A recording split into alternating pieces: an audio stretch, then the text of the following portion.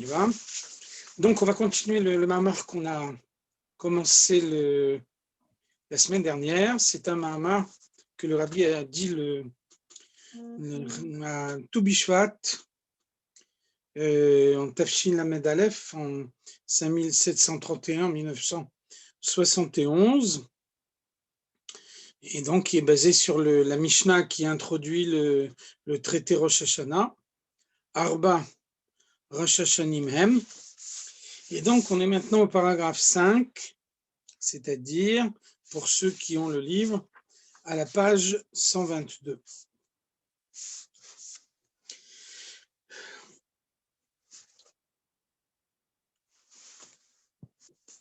Vehine yadua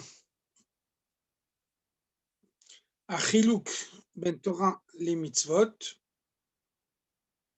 Alors, on sait que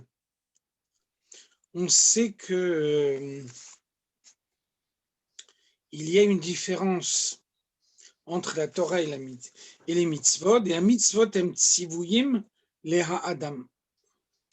Les mitzvot de la Torah sont des injonctions faites à l'homme. C'est à l'homme que Dieu demande de mettre en pratique les mitzvot. Donc la référence, on peut dire, par rapport à laquelle les mitzvot sont calculés, c'est l'homme, alors que à Torah, Yidvar Hashem, la Torah est la parole de Dieu. Ça veut dire que, très simplement, ça veut dire que il y a une mitzvah de mettre les tefilines, donc ça suppose qu'un homme a un bras et une tête sur laquelle il a la possibilité de mettre les tefilines. On demande à une femme d'allumer les bougies du Shabbat, ça veut dire qu'elle a une main qui lui permet de faire le geste d'allumer les bougies du Shabbat. En revanche, on ne pourrait pas considérer comme une mitzvah le fait de soulever une pierre d'une tonne, parce qu'on sait qu'un homme n'est pas capable de le faire. En revanche, la Torah, c'est la parole de Dieu. Donc la référence dans la Torah, ça n'est pas l'homme, et donc la capacité de l'homme de mettre en pratique la mitzvah, la référence, c'est Dieu. Donc, Chochmato shel HaKadosh Baruch Hu, la Torah, c'est la sagesse de Dieu, et là, chez Yarda lemata v'nitlapsha b'sechel ha'adam. Simplement, la Torah a été descendue dans le monde de sorte qu'elle puisse s'introduire dans l'intellect des hommes. Et donc, on voit bien que même lorsque la Torah s'introduit dans l'intellect des hommes, alors il y a des mishpatim, des mitzvot, des enseignements de la Torah que nous comprenons parfaitement, et puis à l'autre extrémité, il y a des chukim, des mitzvot de la Torah qui nous échappent totalement. Donc ça veut dire que il ne peut pas y avoir de mitzvot qui échappent à l'homme. Par contre, la parole de Dieu n'est pas calculée pour l'homme, elle est calculée pour Dieu, et donc il y a des fois où l'homme ne parvient pas à la comprendre. Donc, il y a une différence de référentiel entre la Torah et les mitzvot.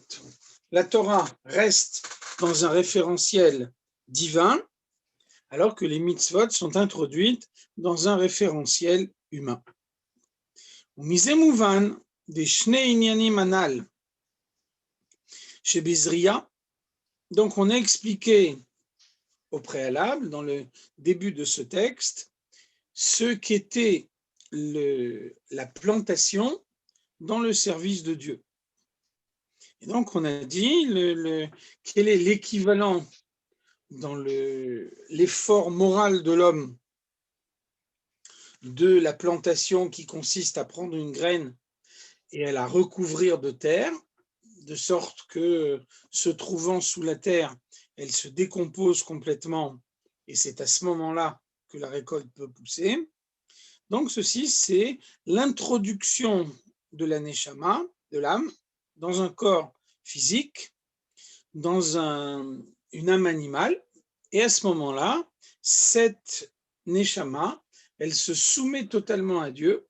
Et c'est précisément cette soumission qui lui permet de transformer la matière du monde. Et donc, cette plantation, Hem Beikar Bekiyum Mitzvot, elle se manifeste essentiellement par la pratique des mitzvot, puisque se soumettre à Dieu, c'est mettre en pratique sa volonté.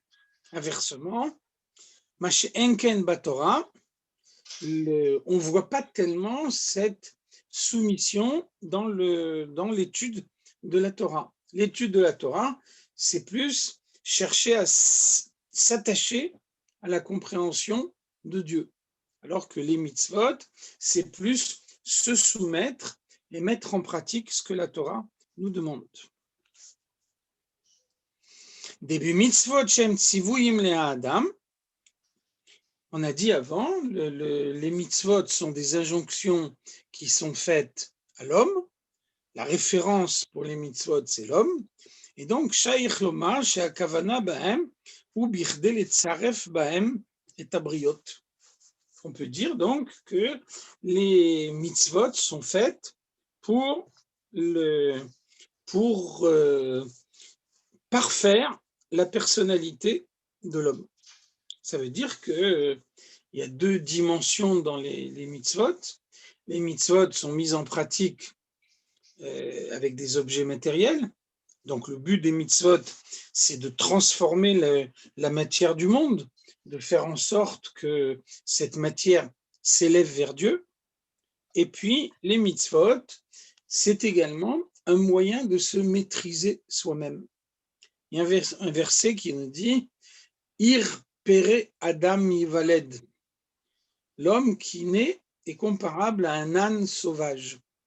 Et donc, il a besoin d'être maîtrisé, il a besoin d'être domestiqué, il a besoin de savoir qu'il ne peut pas faire ce qu'il veut, quand il veut, comme il veut.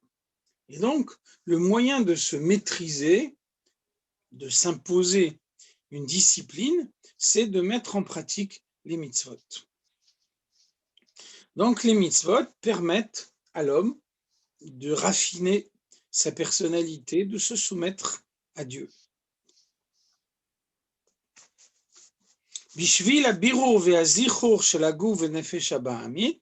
Donc, de cette façon-là, l'homme qui met en pratique la mitzvah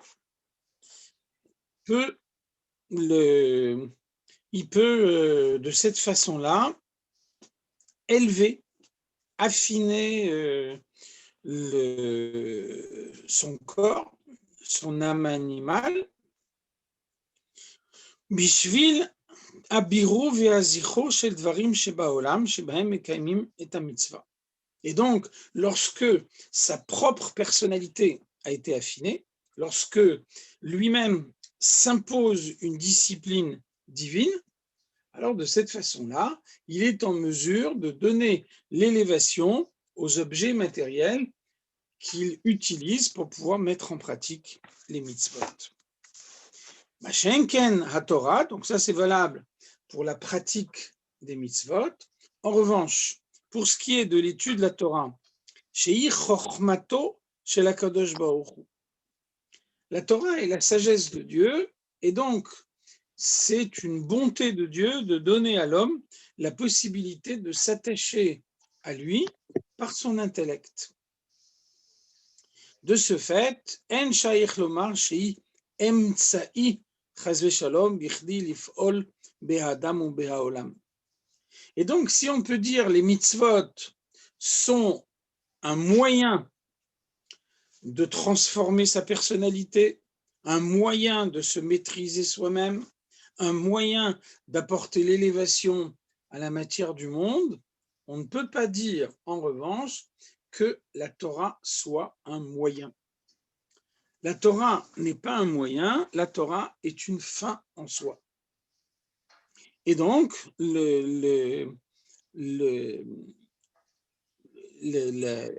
והפעולה שנעשית על ידה בהאדם הלומדה. Donc on a vu que l'homme qui accomplit la mitzvah se maîtrise lui-même, il se maîtrise lui-même, il arrive de cette façon-là à transformer sa personnalité, à transformer le monde qui est autour de lui. Alors, en revanche, quand il s'agit d'études de la Torah, alors, à la délimud à Torah shelo, nimshechet bo chochmato shel HaKadosh Baruch Hu shel ma'ala me'olam. L'homme qui étudie la Torah introduit en lui la sagesse de Dieu qui est plus haute que les limites du monde. Et donc, il ne peut pas transformer le monde, transformer la matière du monde, puisque, a priori, il se situe à un niveau beaucoup plus haut que le monde lui-même.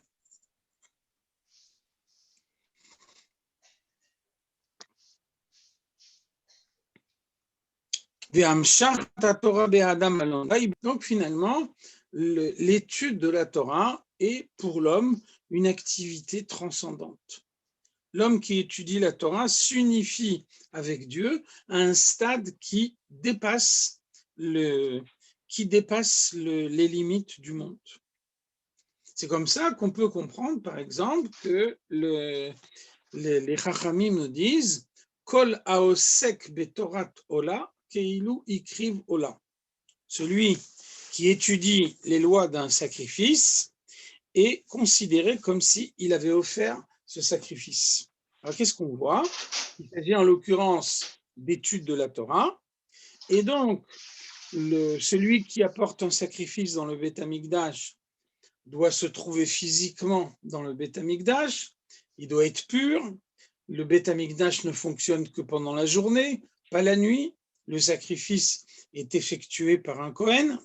Donc, il y a toute une série de conditions restrictives qui, si elles ne sont pas remplies, disqualifient le sacrifice qui est offert.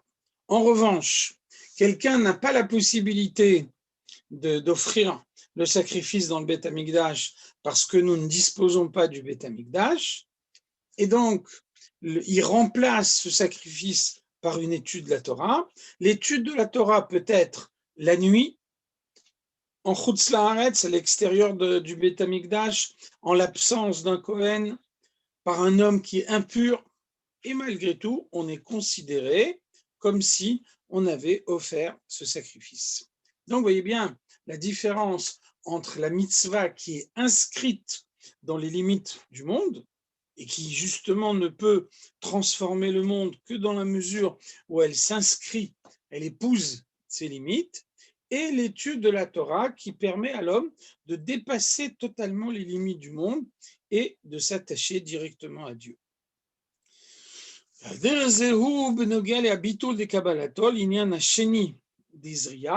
Après, il y a le second aspect de la plantation. On a dit dans le début de ce texte, planter, ça veut dire d'abord introduire la graine en terre. Et puis ensuite, une fois que la graine a été plantée, alors, se trouvant dans la terre, elle se décompose. De la même façon, l'âme est introduite dans l'âme animale et dans le corps physique. Ça, c'est la première partie de la plantation. Ensuite, seconde partie de la plantation, putréfaction de la graine. Ça, c'est le sentiment de kabbalatol, de soumission totale à Dieu, que l'âme parvient à atteindre précisément au moment où elle se trouve dans le corps. Donc ça veut dire début mitzvot shem tzivuim le Adam, les mitzvot qui sont, comme on l'a dit, des injonctions faites à l'homme, qui sont donc calculées pour cet homme. Ça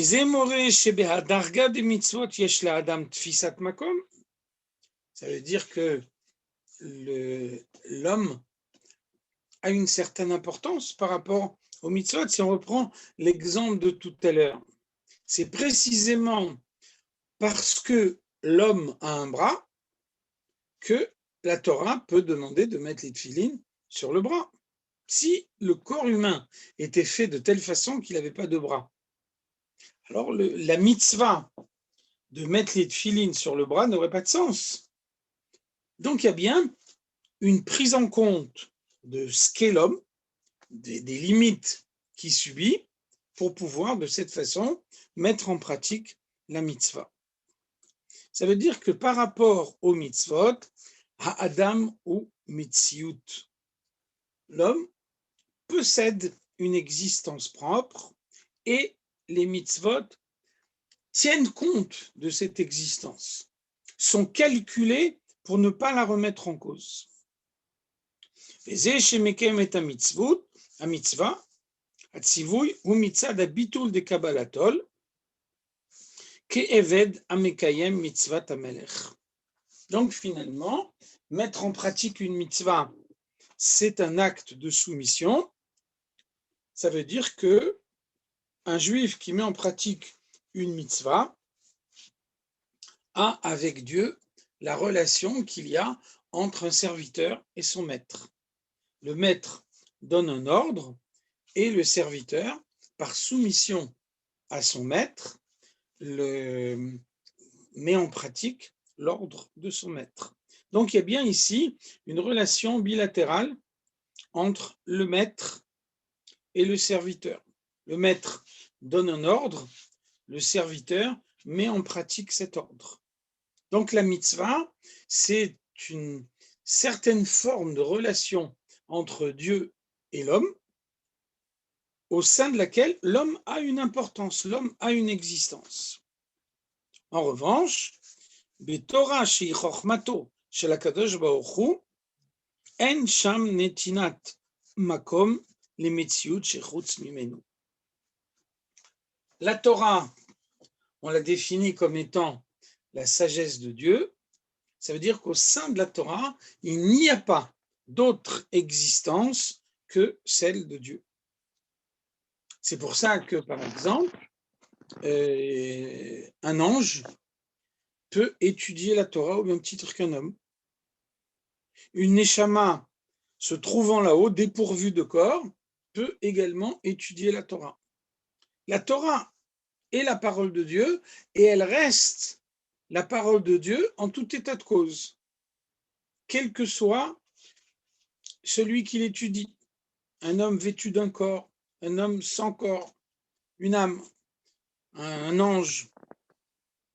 En revanche, la mitzvah, elle, suppose l'existence d'un homme dans sa dimension physique. Un ange peut étudier ce que sont les tefilines, mais il n'a pas la possibilité de mettre en pratique concrètement la mitzvah. Une neshama qui se trouve là-haut et qui n'a pas de corps physique peut étudier spirituellement ce que sont les tefilines. En revanche, elle ne peut pas mettre en pratique la mitzvah d'une manière effective, d'une manière concrète. Rav Meloul, Oui. Dans la façon dont la Torah elle est formulée, il y a quand même aussi une prise en compte de ce qu'est l'homme, parce que la preuve, c'est qu'on dit bien qu'il y a des inyanim qui ont été rapportés dans la Torah, justement pour que ça parle à l'homme et que ça soit compréhensible. Bien sûr. Alors ça, attention, donc, ouais. Ça c'est la formulation que la Torah prend ici en bas dans le monde. D'accord.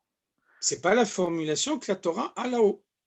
D'accord. Par exemple, un ange ou bien une neshama qui n'a pas de corps va étudier la Torah en occultant complètement toute cette dimension physique de la Torah, et pourtant, on ne peut pas dire que l'ange n'a pas étudié la Torah, ou que la neshama qui est là-haut n'a pas étudié la Torah. Pourtant, l'aspect concret des choses lui échappera totalement. Un ange qui est un être spirituel, pour lui, mélanger le lait et la viande, ça ne veut rien dire. Le lait et la viande, au sens matériel, pour lui, ça n'a aucun sens. En revanche, quand il étudie la Torah et qu'on lui dit que le lait correspond à un principe de chesed et que la viande correspond à un principe de gvura, ça, il peut le comprendre. D'accord.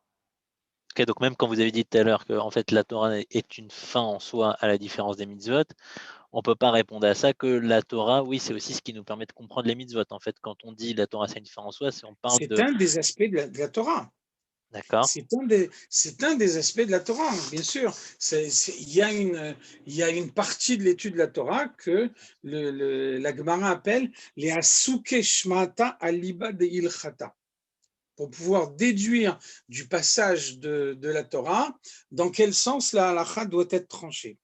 Alors, bien sûr, cet aspect-là, il a un sens concret uniquement dans le monde matériel. C'est un aspect de la Torah qui est absent là-haut. C'est la raison pour laquelle on dit Torah lo bashamaimi.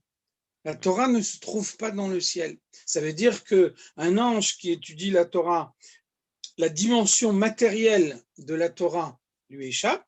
C'est la raison pour laquelle l'ange est incapable de trancher matériellement comment doit être la halakha. Mais sans avoir l'aspect matériel de la halakha, il n'en a pas moins l'aspect spirituel. Et on ne dit pas que l'étude de cet ange est moins importante que l'étude d'un homme. Même plus encore, on voit qu'une neshama qui a quitté ce monde et qui se trouve là-haut dans le Gan Eden, elle va voir une étude de la Torah qui sera le prolongement de celle qu'elle a eue quand elle était en bas dans ce monde matériel. C'est pour ça que la Gemara nous dit Ashre mi sheba lekan vetalmudo beyado. Heureux celui qui arrive ici dans le Gan Eden en ayant accumulé de nombreuses connaissances dans ce monde, parce que de cette façon-là, son étude de la Torah va être beaucoup plus fructueuse là-haut grâce à tous les acquis qu'il a eus dans ce monde matériel. Il n'empêche que arrivé là-haut, la Neshama perd complètement tout l'aspect matériel des choses. D'accord. Ok. Merci. Donc, ça veut dire que, on a dit tout à l'heure, dans la mitzvah, il y a une relation d'un serviteur avec son maître. Dans l'étude de la Torah, on n'a pas l'équivalent. Gam lo le mitziyut de Eved, on ne peut pas dire qu'on étudie la Torah comme un serviteur qui se trouve devant son maître. Puisque la motivation essentielle du serviteur qui est devant son maître, c'est la soumission, alors que la motivation essentielle de l'étude de la Torah, c'est la compréhension. Et donc dire, je me soumets et j'accepte tout ce que dit la Torah, bien que je ne le comprenne pas, ça ne s'appelle pas étudier la Torah. Étudier la Torah, ça suppose de comprendre ce qu'on étudie, au moins à la mesure des capacités intellectuelles dont on dispose. ולכן, השלמות דעסק התורה הוא כשהלימוד שלו היא באופן שדבר השם מדבר בפיו. Donc la perfection de l'étude de la Torah, c'est l'unification totale avec la Torah. On voit que par exemple, Rabbi Yosef Karo, l'auteur du Shulchan Aruch, a écrit un livre de commentaires, le Magid Mesharim. Donc il rapporte le Magid d'une apparition nocturne qu'il avait, qui venait lui expliquer la Torah. Et donc il nous dit que cette apparition nocturne était toujours introduite par l'expression Ani Amishna Amedaberet Bepicha. Je suis l'étude qui m'exprime par ta bouche. Donc, vous voyez que dans la relation entre un serviteur et son maître, donc il peut y avoir une relation de proximité, une relation de soumission, mais en tout état de cause, le maître et le serviteur restent deux existences différentes. Dans l'étude de la Torah, il y a une relation de fusion. Le but de la Torah, de l'étude de la Torah, c'est de faire corps avec Dieu. C'est pour ça que les Chachamim nous disent Man malche Rabbanan. Qui sont les rois? Ce sont les Chachamim. Pourquoi les Chachamim sont comparés à des rois? Ki limuda Torah shelahem ou beofen shedvar Hashem bedaber al yadam. C'est parce que les Talmidei Chachamim sont ceux qui sont capables d'exprimer la parole de Dieu par leur bouche. Donc la parole de Dieu, c'est la parole du roi. Et donc un Talmid Chacham, c'est quelqu'un qui a en permanence dans l'esprit toutes les idées de la Torah. C'est la raison pour laquelle, d'après la halacha, on doit honorer un Talmid Chacham même au moment où il n'étudie pas la Torah. Non seulement au moment où il étudie, mais même au moment où il n'étudie pas. Parce que le Talmid Chacham, c'est celui qui a unifié la parole de Dieu avec lui, et donc même au moment où il ne l'étudie pas, cette parole de Dieu se trouve en lui. Donc on a ici quelqu'un qui exprime en permanence la parole de Dieu, qui résonne à travers l'enseignement de la Torah, qui est l'esprit absorbé par l'enseignement de la Torah. Donc l'enseignement de la Torah, c'est l'enseignement du roi. C'est la raison pour laquelle cet homme qui est en relation de fusion avec la Torah peut lui-même être considéré comme étant un roi. C'est la raison pour laquelle l'étude de la Torah inspire la soumission la plus totale chez le Malagam et bien Bitul de Eved, beaucoup plus haut que la soumission du serviteur. Le serviteur est soumis à son maître parce qu'il ne peut pas faire autrement. Le serviteur ne peut pas désobéir à son maître et néanmoins, la Gemara nous dit Avda behefkera nichale. Le serviteur, quand il n'a rien à faire, il est content. Ça veut dire qu'il sert son maître parce qu'il ne peut pas faire autrement. Et puis le jour où son maître n'a rien à lui demander et où il peut se reposer, finalement, il est très content. Ce qui veut dire que c'est la preuve qu'il n'y a pas de fusion entre le maître et le serviteur. L'un et l'autre conserve une existence indépendante, et lorsque le serviteur a la possibilité de démarquer sa propre existence par rapport à celle du maître, alors il est heureux de le faire.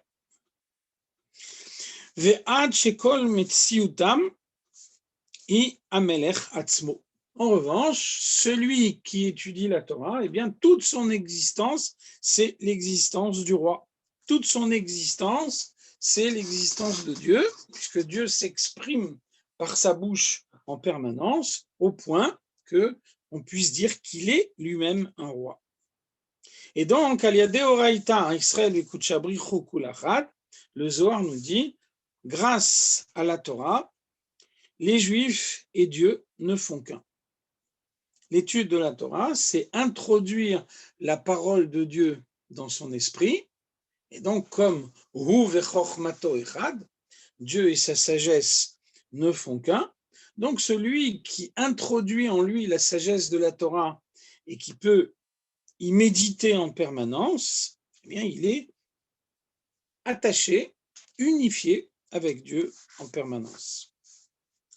Et גם מי שאינו בדרגה זו שלימוד התורה שלו יהיה באופן זה שדבר השם מדבר בפיו, même si quelqu'un n'est pas au niveau qui vient d'être décrit, c'est évident que c'est un niveau spirituel très élevé, pouvoir dire qu'on a suffisamment étudié la Torah pour se trouver dans un état fusionnel avec Dieu, donc même quelqu'un qui n'a pas une telle élévation morale, מכל מקום, עיקר ההדגשה בהיסק התורה הוא לא על עניין הביטול וההתקפיה, אלא אדרבה, על זה שהמציאות שלו, ההבנה וההשגה תהיה חד עם התורה.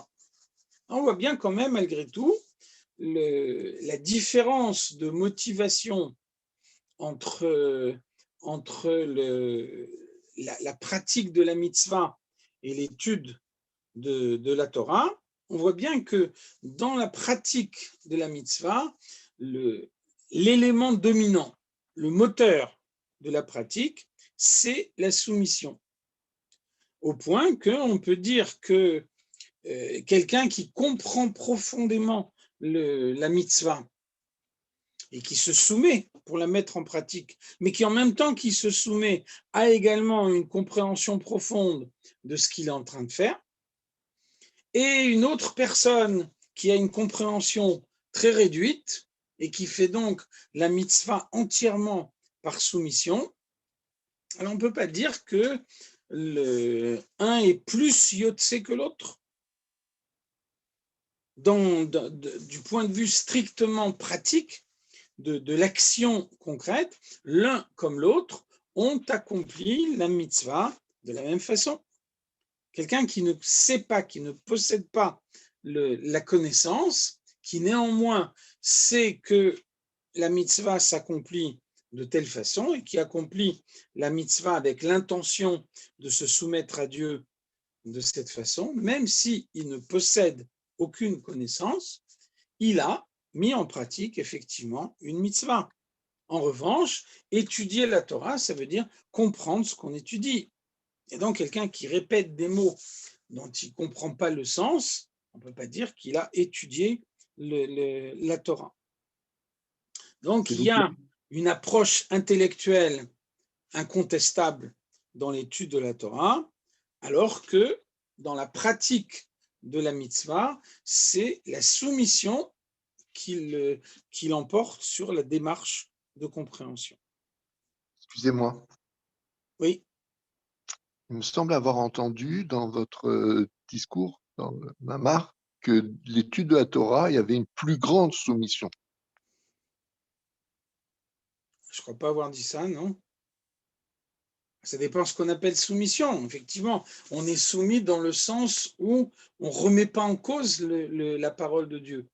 On l'accepte parce qu'elle vient de Dieu. Il n'empêche que étudier la Torah, ça veut dire comprendre ce qu'on étudie.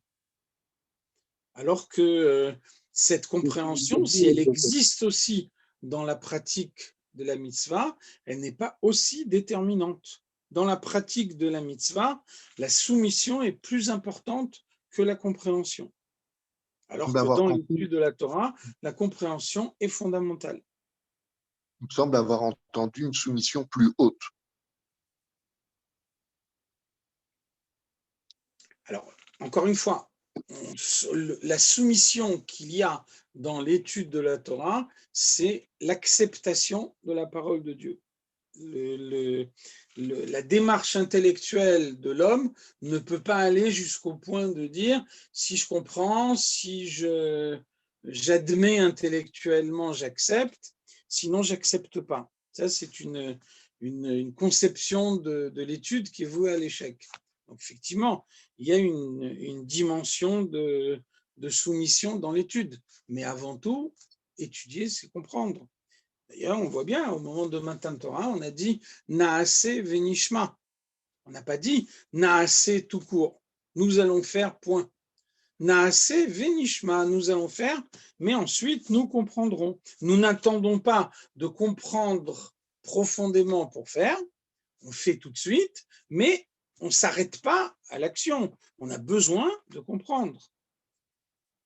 Donc là, il y a vraiment une démarche intellectuelle. Donc on peut comprendre pourquoi les Chachamim nous disent, dans la Gemara Avodah Zarah, c'est écrit « Leolam yilmod adam bemakom shelibo chafetz ». Un homme doit étudier un passage de la Torah qui éveille un sentiment en son cœur. Donc, vous voyez bien ici, c'est fondamental, il y a une notion de satisfaction intellectuelle dans l'étude de la Torah. C'est évident qu'il n'y a pas du tout l'équivalent dans la pratique des mitzvot. Personne ne peut dire si je mets les tefilines, ça réveille en moi une grande satisfaction, je les mets. et puis si ça ne réveille pas une grande satisfaction, je ne les mets pas, ou je me tourne vers une autre mitzvah. Ça n'a pas de sens. Chacun est obligé de mettre les tefilines et il n'y a aucun moyen de s'en dispenser. Inversement, dans l'étude de la Torah, alors voilà, la Gemara nous dit un homme doit toujours étudier ce qui éveille le plus son intérêt. Donc, vous voyez bien, dans la formulation de la Gemara, on entérine le fait que certains passages de la Torah puissent susciter mon intérêt plus que d'autres. Et à ce moment-là, la Torah demande, la Torah prescrit d'étudier en priorité les passages de la Torah qui suscitent plus l'intérêt. Donc, vous voyez bien clairement ici la démarche intellectuelle qui est à la base de l'étude de la Torah. De'agam shegam belimud haTorah tzarich liot habitul de'eved ula shel Torah. Donc, il est clair que étudier la Torah, c'est se soumettre. Quand on étudie la Torah, on se soumet à la parole de Dieu. Il n'est pas question de la remettre en cause. Vegam habitulit kafia, donc on repousse le mal également en étudiant la Torah. Les shanot pirkamia peamim ve'echad. On a déjà vu que l'habitude à l'époque de la Gemara, c'était de réviser 100 fois son étude, une époque où la loi orale était encore purement orale, on n'avait pas le droit d'écrire. Donc, pour être sûr de mémoriser, de comprendre profondément, alors la pratique courante était d'étudier 100 fois son étude. Et donc, la Gemara nous dit, quelqu'un qui veut servir Dieu réellement, c'est quelqu'un qui révise 101 fois son étude. Donc, il y a bien également dans l'étude de la Torah une idée de se dépasser, d'essayer de se soumettre plus profondément. Kol makom, ikarad gasha belimud haTorah, ou shehaTorah shelomed tiye ata'anug ve'achayut shelo. Néanmoins, quelle est la motivation essentielle de l'étude? Quel est le moteur de l'étude? C'est le plaisir, c'est l'enthousiasme. C'est la raison pour laquelle la Gemara nous dit, si quelqu'un est plus enthousiasmé par tel passage que par tel autre, eh bien, il doit étudier précisément ce passage-là. Donc, vous voyez bien comment la soumission existe, mais n'est pas l'élément déterminant. Donc maintenant, le rabbi nous dit, on peut l'expliquer, on peut donner une raison pourquoi il en est ainsi. On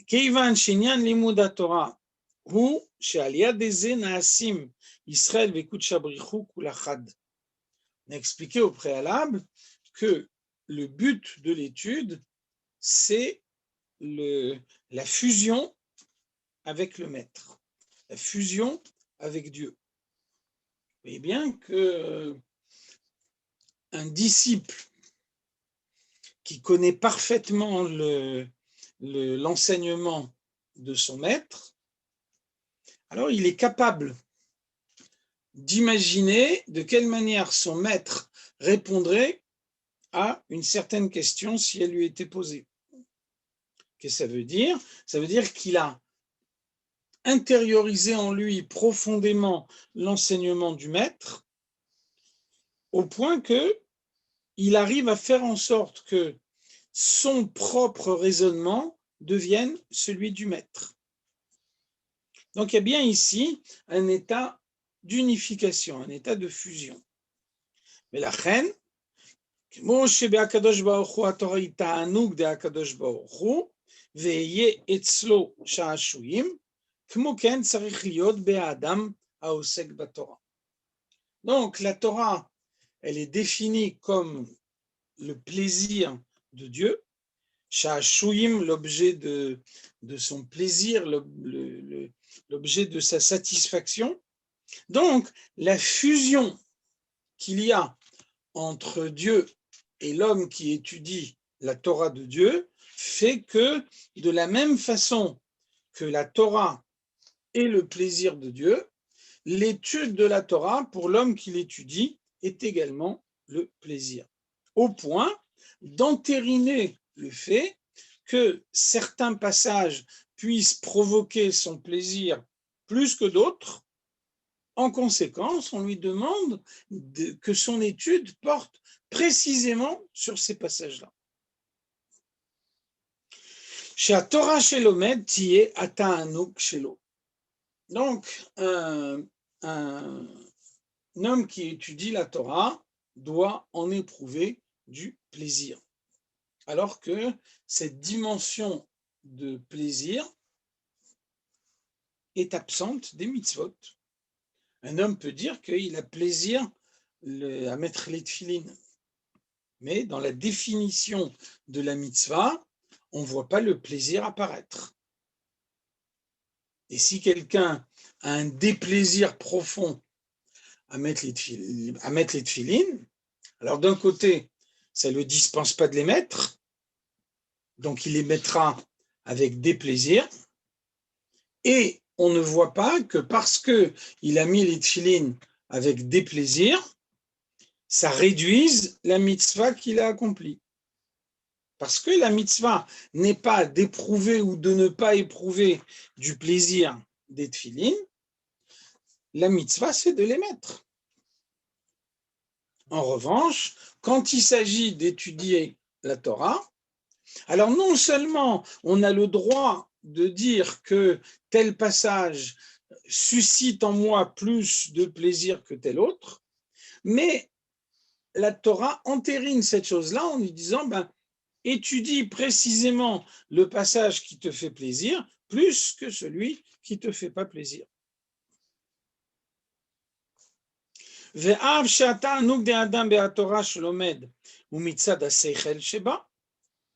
quel est le plaisir qu'un homme peut avoir de l'étude de la Torah? Le plaisir de l'homme, c'est un plaisir intellectuel. Un homme étudie une belle explication de la Torah, ça suscite son émerveillement et il en éprouve du plaisir. C'est ce qui le conduit à étudier la Torah. Donc,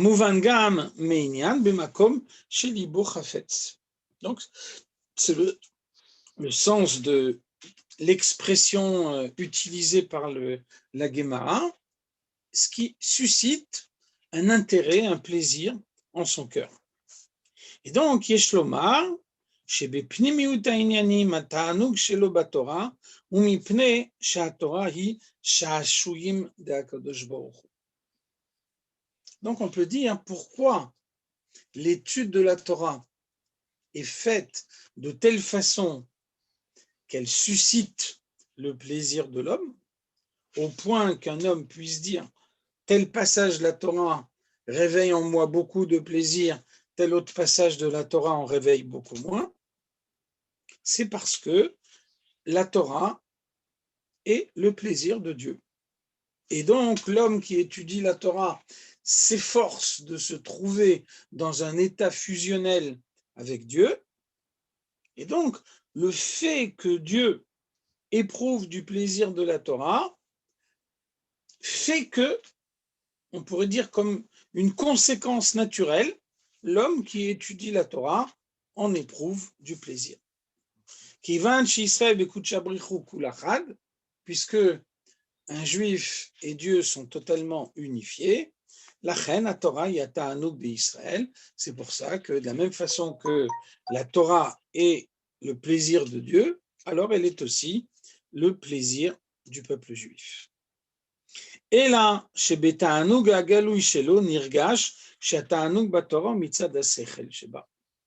simplement, le fait que la Torah est le plaisir de Dieu, nous on ne le ressent pas.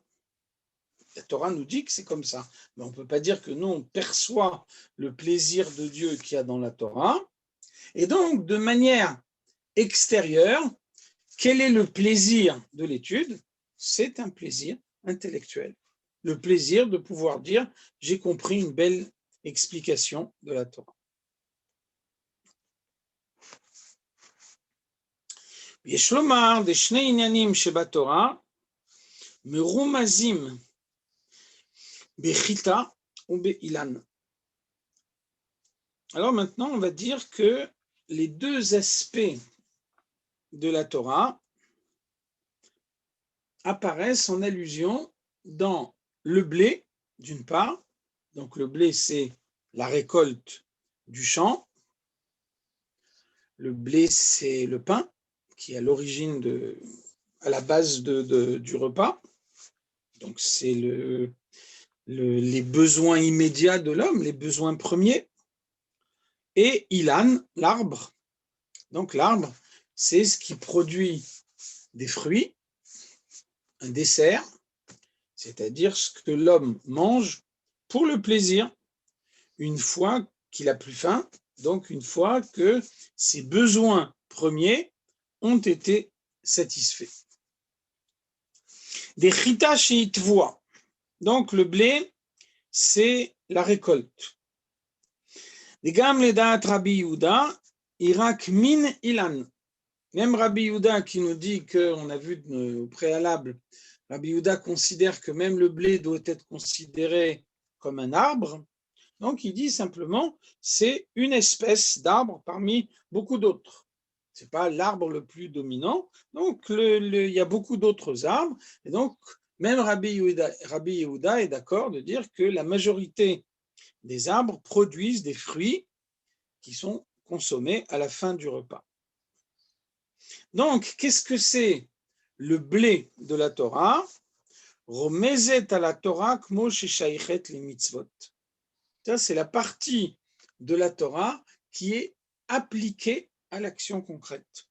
Celle qui nous dit de quelle manière il faut mettre en pratique les mitzvot.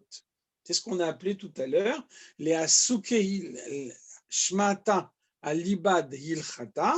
On va étudier la Torah pour savoir quel est le comportement concret qu'on doit adopter. Donc la partie de l'étude de la Torah qui régit l'action concrète, c'est le blé de la Torah. Chez Limud Torah ou Bichdei Lekayem Mitzvat Talmud Torah Bekayotse Basé. Et donc même l'étude de la Torah elle-même est une mitzvah. De la même façon que pour savoir comment mettre les tefilines, je dois étudier la Torah qui me dit de quelle manière je dois mettre les tefilines pour être sûr d'accomplir la mitzvah.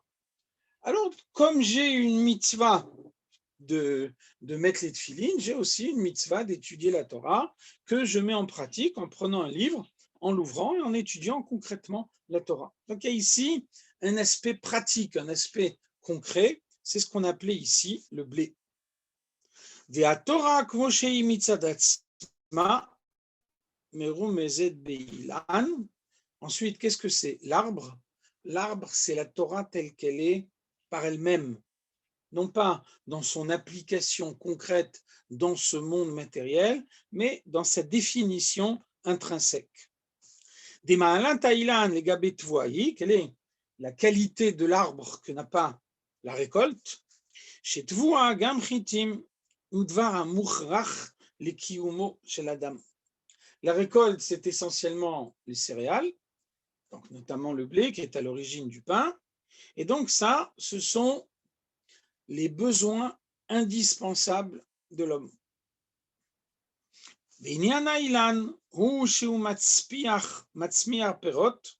En revanche, l'arbre, c'est ce qui fait pousser des fruits. Et donc, un homme n'a pas besoin de fruits pour vivre. Il pourrait très bien se contenter du repas, du pain, mais il n'est pas obligé de manger des fruits. Et la dvarim shel ta'anoug. Donc, qu'est-ce que c'est les fruits? C'est ce qu'on prend à la fin du repas pour ajouter un plaisir au repas. Donc, vous voyez bien la différence entre la partie du repas qui nourrit l'homme, qui est indispensable à son existence, et la partie du repas qui est là uniquement pour lui donner un plaisir une fois que ses besoins sont d'ores et déjà satisfaits. Donc, on retrouve l'équivalent de ça dans la Torah. Il y a la Torah qui est liée à l'action concrète, qui indique le comportement qu'on doit avoir, la manière de se comporter. Et puis ensuite, il y a la Torah qui dépasse l'action concrète, qui a pour but d'obtenir cette fusion avec Dieu et qui procure le plaisir. ולהוסיף שגם ראיית האילן ולא רק אכילת פירותיו גורמת לתענוג. Et donc, qu'est-ce qu'on voit? Que la Torah nous dit que non seulement le fruit a un goût agréable, mais que l'arbre lui-même, la vision d'un arbre, la vision de la nature, la vision de la beauté de la nature, tout ceci procure à l'homme le plaisir. Comme le verset nous dit à propos de la création, à propos du Gan Eden tel qu'il était dans le monde au moment de la création, la Torah nous dit Vayitzmach kol etz nechmad lemar'e. Dieu a fait pousser dans le Gan Eden des arbres qui étaient agréables à regarder. Donc vous voyez que l'arbre est à ce point lié avec le plaisir que non seulement le fait de consommer le fruit suscite le plaisir, mais même le fait de voir de beaux fruits, de voir de beaux arbres, de voir à quel point la nature est agréable, tout ça suscite le plaisir chez l'homme.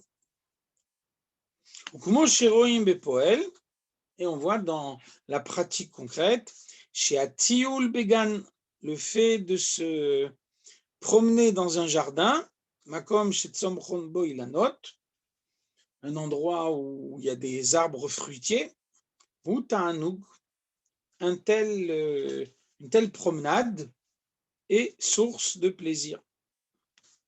Alpizé Yuvan Ailoui de Rosh Hashanah Leidan al Rosh Hashanah Leirakot.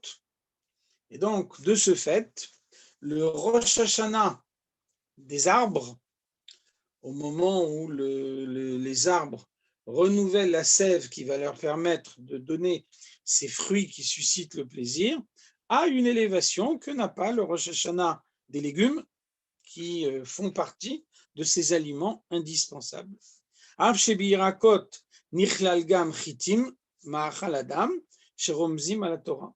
Parmi ces légumes, parmi les aliments indispensables, figure bien sûr le blé qui est à l'origine du pain. Et donc, c'est aussi une partie de l'étude de la Torah.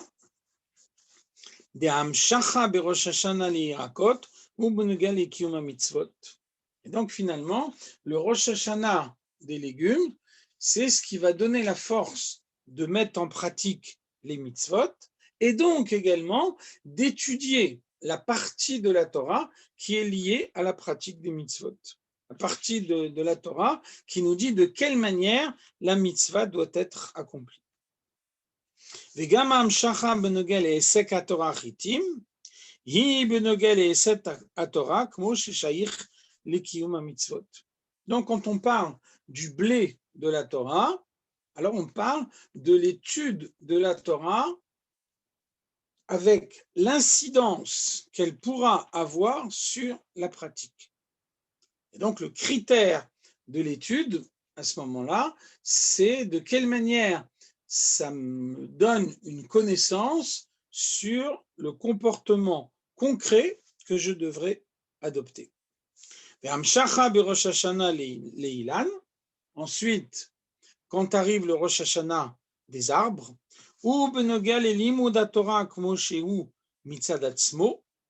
à ce moment-là, on reçoit la force, non pas de l'étude de la Torah qui est liée à la pratique des mitzvot, mais de l'étude de la Torah pour elle-même, uniquement pour introduire en soi la chorma de Dieu, sans se projeter sur l'action concrète, mais uniquement pour pouvoir ressentir la fusion qu'il peut y avoir entre l'homme et Dieu grâce à cette étude. Et ça, c'est Inyan Ta'anug de Torah, c'est le plaisir qui est inspiré par l'étude de la Torah. Et donc, c'est ce plaisir auquel font allusion les fruits, et c'est ce qui fait toute l'importance de ce Rosh Hashanah des arbres. On va s'arrêter là pour ce soir, et avec l'aide de Dieu, on continuera ce Mahamar la semaine prochaine. Merci beaucoup. Merci beaucoup, merci. Merci beaucoup.